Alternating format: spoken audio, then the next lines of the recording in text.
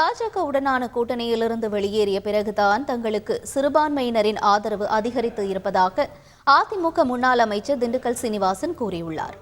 கூட்டணி பிஜேபி இல்லை என்று சொல்லி ஆண்மையாக மாண்புமிகு எடப்பாடி அவர்கள் வந்ததற்கு பிறகுதான் இஸ்லாமிய மக்கள், கிறிஸ்துவ மக்கள் இன்றைக்கு மனதார எங்களை ஆதரிக்கிறார்கள்.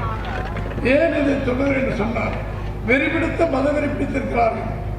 ஆனால் எங்களை மிரட்டுவதற்கு ஒரு அண்ணாமலை விட்டு பேசினால் அதை போய் சொல்றாங்க நம்ம தலைவர்கள்லாம். ஐயா, உங்க தலைவர் இப்படி பேசுறார், அவர் தான் அடுத்த முதலமைச்சருங்கிறாங்க.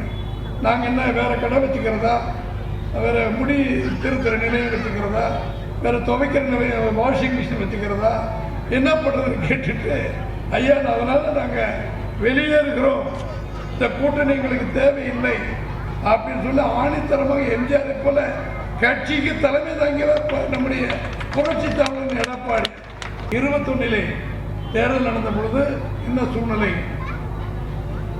நரேந்திர மோடி அவர்களோடு இருந்தாரால் இஸ்லாம் பெருங்குடி மக்கள், கிறிஸ்தவ மக்கள் எங்களை வெறுத்தார்கள், எங்களுக்கு எதிராக ஓட்டு போட்டார்கள். எங்களை நான்லாம் இருக்கிற இடத்துல இஸ்லாமியர்கள் அதிகம். என் பேரை சொல்லியே நாங்கள் பிறந்து வளர்ந்ததுனால, சீனிவாசன் இனிமேல் எங்கள் தெருவில் வந்து ஓட்டு கேட்காதீங்க, நீங்கள் இந்த மதத்தை வெறி பிடிச்ச கட்சியோடு நீங்கள் இருக்கிறீங்கன்னு சொல்லுவாங்க.